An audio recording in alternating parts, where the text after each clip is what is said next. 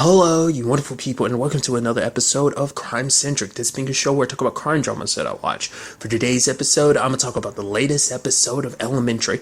Crazy episode. So this episode deals with the fact is that there was this dude named Norman who was schizophrenic, who wrote his job allowed him, I forgot what his job was exactly, but for newspapers he would write the obituaries, and it turns out that he wrote the obituaries to a lot of people, at least 3 cases where people died the exact day and way that he said they would. Well, the reason why this is getting brought to Sherlock's attention is because it turns out, oh yeah, Sherlock is next on that list that he's supposed to die in 3 days. It's just oh boy, that's crazy as hell. It's kind of interesting too, because I always love that thing where it's this isn't them. They're kind of on the cusp of solving one case that are kind of already being set up for. They're already doing while this case kind of comes in circulation. But immediately Sherlock's kind of no, he wasn't predicting the future. Someone is committing these acts because they're trying to prove that he was some kind of prophet or something like that. Which ultimately turns out to be, which is right to a certain extent, but not necessarily to the route. Oh, not to the extent that Sherlock thought it would be, because this is all dealing with the simulation theory, which is a very fascinating theory. Basically, it's that this whole thing is a simulation, that life in general is, that there's a few people here and there who kind of get a little bit more to it, so that's why they're prophets. They can kind of almost, not the example they're using, but obviously I think of it as kind of there's a few people who have their Neo moments. They can see through the code, and the Matrix kind of works for them. So... but essentially, everyone is just ones and zeros, and there's some god or creator, some higher intelligence being that's kind of playing us like a game, essentially. We are a giant game of Sims. Which, it's the perfect comparison considering that's what Sims is all about and stuff. I never actually really gave it too much thought about what Sims means, but it's the Sims, the simulation. It's of course. It's not, I don't think I never really thought about that until just right now. It's kind of interesting. Those games have been around for years. I guess it's something you don't really think about. You're just the Sims, that's just what they're called. Maybe that is it. Maybe they never really thought of a deeper meaning. I think they did. I'm sure that was kind of the whole gimmick behind it. That's the whole thing behind it. Not really gimmick, but I'm kind of going off a huge tangent. I do apologize. I just think it's kind of interesting. And so a lot of the episode is him trying to prove that, and this isn't the case, that Norman couldn't predict the future. But I do the fact is that there is this lady who ended up killing herself, and it's oh man, there was no one else on the roof with her. Surveillance footage shows it, so it's and Bell's okay, if no one's going to say it, I'm going to have to say it. Norman could predict the future. It's crazy. I also love that this also brought back a character we haven't seen for a while. This was a season 4 episode, right? If I'm remembering correctly. Because that was around the time I started doing the podcast, wasn't it? Did start doing these recordings. That might have... No, yeah, it was definitely season 4, I think. It's kind of interesting. Henry Baskerville comes back into the story. I thought that was kind of pretty neat. Because he kind of believes in all of this, And I love that he ends up being the focal point to all of this, because it turns out he was kind of the necessary piece involved in this whole situation. There was a lot of moving pieces, because it turns out the person behind all of this, because you had the book that Norman was writing, all these visions he had, the names that were leaked to the news reporter, and it's okay, so this is all about proving simulation theory wrong. It's all about a large scam. Essentially, David, Norman's brother, and David's wife basically concocted this whole plan. They set all this in motion. They killed people, kind of like Sherlock, initially thought, but not to prove simulation theory was right. To a certain extent, they were trying to prove it exists. They tried to prove that Norman was some kind of prophet so that Henry Baskerville could buy into this, because they knew all the groundwork they needed. They knew that Henry was someone who believed in all of this. They knew they just needed someone to help convince them, and they chose Sherlock because him and Watson were, kind of publicized a little bit because of the whole Baskerville situation, when reports came out about him and everything, their names kind of got brought up in it. So he knew that if he could convince Sherlock, then which ultimately means it makes you wonder too. It's if things didn't necessarily go your way, would you have been willing to try and kill Sherlock, because you made such a point to go after him? But the whole point wasn't to ever kill him. It was to kind of lay all this foundation, which is very ingenious in a very dark and twisted way that was very smart of him, But that's what this was all about, getting this. I don't remember if they ever specify, because it was something Gregson had brought up. It's like, who's to say Norman's death wasn't something else? Because it's like, oh, he supposedly died of an overdose. Maybe they just took advantage of the situation, or it could be simply like, yeah, like David helped murder his own brother, which is super shitty on his part. But yeah, and it's the most frustrating thing for Sherlock, because it's like, I was an idiot. I played right into their hands. Like, the fact of the matter, it's Watson's like, you don't have to be so harsh on yourself. He's like, I point the finger at, people who commit crimes and stuff like that, who do, suspects and stuff like that. So why shouldn't I turn the blame on myself when I am at fault for this? Because it's like, he didn't see all this coming. It's just kind of, they outmaneuvered him. And, because even Bell was talking about, because you could tell Bell was super upset about the situation. Like, we haven't caught them. It's been 2 days. And he's like, yeah, Sherlock and Watson will come in soon, is what Gregson was saying. It's like, Bell's like, oh, yeah, he's going to be happy. And you could tell Gregson's like, yeah, like how that was going to go. Just because Sherlock takes pride in his work, and it's just like, to be outmatched like that. But he figured it all out. Interestingly enough, it took one photo. Basically, he recognized a plant. And it basically concocts this drug known as, like, its layman's term name is like devil's breath. And I was like, hasn't that come up before? Like, haven't they referenced that before in the show? And I'm like, no, I'm thinking of the TV show Take Two, which I'm also covering for these. And I'm like, right, because there was that episode with the FBI, and Eddie and Sam got hit with it. And I was like, oh, that's where, I was like, right, that's where I heard that from. I thought that was kind of interesting. Like, it's just kind of funny to me that it came up like that. I was like, all right, so basically the drug makes you super susceptible. And that's why everything kind of, in particular, the lady who jumped is like, oh yeah, like they just needed the right they needed the right situation to because it did seem like she was kind of out of it. It didn't seem like she was really kind of herself. I thought maybe we saw somebody nearby kind of coaching her or something. Because that was my thought process. Like, before going up there, somebody talked to her to do it, which I was right in thinking, but I didn't have all the details in the situation. So luckily, in the end, they were captured because Sherlock kind of figured them out. I love that the wife was like, how did you find us? It does, like, you were the one that told, how did you find us? He's like, oh, I had a vision. I was like, dude, yeah.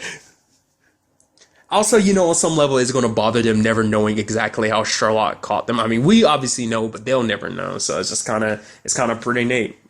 So that in itself was kind of a very interesting case in certain regards because of all that. Like the whole, I wonder, does that mean we will see more Henry Baskerville? I wonder, will he get his money back to him? I kind of had a feeling it had to have something to do with David and his wife. Why? Because they were too neck deep in this investigation. Like, with situations like that, when it comes to family, I feel like they don't, unless they're a part of the case, they never pop up that much. Once again, it's that whole crime drama situation of like, oh yeah, usually in these situations, it's like the suspect is either the person who pops up so much in the episode or too little. Like, it's like, also, and there's also that running thing of like, oh, like, honestly, who the killer is, most likely it's the most famous person. Like, I think that's a more old school thought process in certain regards. I think some shows, that practice still stands, but you get what I'm trying to say. So, but it's just kind of interesting. I kind of kept noticing. I was like, yeah, you're interestingly popping up and it's just like I said, they're too hands-on with the investigation, which makes sense now because it's like, oh, they're trying to make sure everything's kind of going the way they needed it to and stuff like that. And it's like, oh man, here's that. And also the way, like, it's like, too bad we couldn't be more help. It's like, no, it's okay. It's like, in retrospect, when you look back on a lot of their dialogue and stuff, you're like, yeah, they seemed a little too nonchalant about a lot of stuff, just kind of like, and it kind of puts everything they've ever done, everything they did throughout the episode, and just kind of building off of each other, and just like, oh yeah, there's that thing that he would, all right, yeah, with all those friends of his, like, I mean, we never got to met them and stuff like that, so it's little things like that I thought was kind of interesting. I did skip over it, but like the whole thing about the dude who Bale ended up saving because he was trying to kill himself. He's like, oh, once again, he believing that this is all a simulation, being the fact is that he, it's like, yeah, Norman knew that this wasn't my day to die, and it turns out to be the case. It kind of feeds into his thought process that Norman could know the future. I also thought it was interesting him being like, he doesn't even play like he doesn't play violent games because he thinks because of the simulation theory, he's like, it's kind of messed up for me to play a video game like that because the exact thing, like, controlling these people and putting them in terrible situations, it's like, that's the exact same thing that happens to us. I thought that was kind of fascinating.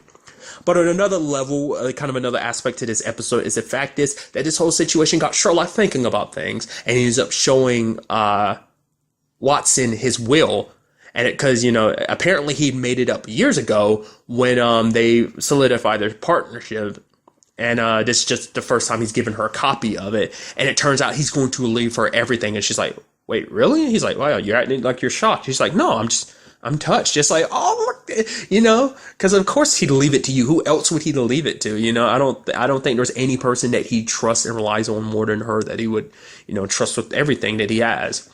He's like, I would just ask that you keep like basically some of his brain, not all of it, but there were certain pieces of his brain he was like, oh yeah, keep, because it's like, yeah, we need to keep my genius alive. Maybe, maybe he's thinking also in some shape or form, well, maybe it is his entire brain, but basically maybe implant it in the future when things kind of allow for it, or maybe they can dissect my brain and understand how much of a true genius and I am, and they can apply so much about what they learn about my immaculate brain. Obviously not what he's saying.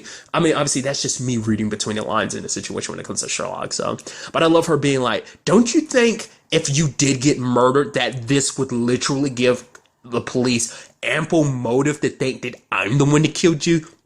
And just like in retrospect, you're like, oh yeah, that is something to think about that I don't think Sherlock really thought about. But what's kind of interesting, him being like, oh yeah, like by trust and stuff like that, some money that would be kind of left to you and stuff like that. Look into the account. Apparently it's not really there. But Sherlock's not too shocked because he knows who it is. Turns out, I was like, okay, who is it? I was like, is it your dad kind of helping fund the whole like cabal situation? Like, is that why he would do that? Would he even bother touching that money? Is that what it's like, his father's lawyer. What Sherlock had brought up, the fact is like, you would think someone would like that would not cross moorland. It's like, yeah, why would you do that? Like, being the kind of ruthless businessman he is, why? I guess in his mind it's like, I'm spreading the money out, kind of dealing with his own proclivities and stuff like that, kind of scraping off the top. He maybe thinks he can make back enough money to like put it back. I mean, because it's something Sherlock never took notice of anyway, because he never really cared enough to really look into the money situation. So I guess he figured I can do whatever I want, because Sherlock's not one to really care too much about the trust fund that, Moreland set out for him, which kind of plays into it a little bit about later on. But nevertheless, Sherlock threatened him, and he like to compensate, make Sherlock whole again. He dumps off a whole bunch of like gold bricks and stuff like that. And Sherlock's talking to like the Federal Reserve because he's trying to get it like put away, or at least turned into cash essentially. So I thought that's kind of pretty neat. But ultimately, when it's all said and done, and I thought it was kind of a nice aspect, like he's always kind of felt weird about the trust, like kind of feeding into why he doesn't touch it, never really looked into it. Because the reason why he looked into it was because this was about, even then, if he didn't even look into it himself, he got Watson to look into it, because it's like, oh, this is all money that's going to go toward you anyway. But it turns out like, all that money is most likely ill-gotten, because his dad's got his fingers in a lot of sticky situations and not the most savory of business opportunities and stuff like that, considering who Moreland is. So, Sherlock decided to donate the money just because it's like, because for him, it's like, all that's going to happen is the moment I die, it gets passed to you. Then someone's just going to wait for you to die. And it's just like, it's just a terrible money that eventually someone else is going to get their hands on and maybe do some terrible things with it, so why not do some good with it? And then, like, he made a charitable contribution in Joan's name. But he's still leaving her the brownstone and stuff like that. Obviously, she's not going to get as much as she did, but I'm sure that would probably still be enough to, make her happy having the brownstone and stuff like that. But the fact is, of him doing something like that too, is just like, oh, that's very, like, she's like, that was very lovely of him to do. Her being like, I'm so proud of you making a decision like that. Also, I forgot the whole brain thing, still part of the deal too. Still got to keep that in for the exact reasons I kind of alluded to earlier. But I thought it was kind of neat because he was like, oh yeah, putting the money towards like the police buying back guns off the streets. And it's like, oh yeah, because this will make our work kind of lighter in the future, because less guns on the street and less, work for us, in our later years and stuff like that. So I thought that was kind of pretty sweet. And him being like, that's your inheritance, Watson. It's just kind of like this little heartwarming thing. So I thought that was kind of a nice way to kind of end the episode and stuff. Once again, we still don't know whether Henry really got his money back or not. I mean, kind of being filthy rich like he is, $4 million, probably it doesn't mean much. I mean, especially because in his mind, he thought he was buying a book of visions. I wonder, does that change his mind or not? Just go, the Avenger, he'll probably keep it just because of the story associated with it. Because it's like, yeah, it might not have ended up being true, but man, is a great story that kind of goes along with it and stuff like that. So maybe he'll still kind of believe in the whole simulation theory thing. And I don't know, just kind of my thought process. I do hope we kind of see him again, because like he only popped up in that one episode, didn't he? Maybe he's popped up subsequently other times, but I'm not remembering right now. So, but like I said, a very good episode. Very interested to see what the next episode has in store for us. But really, that's all I want to talk about in this episode. Till next time we meet, be happy, be safe, live life to the fullest, and enjoy it. Good day and goodbye.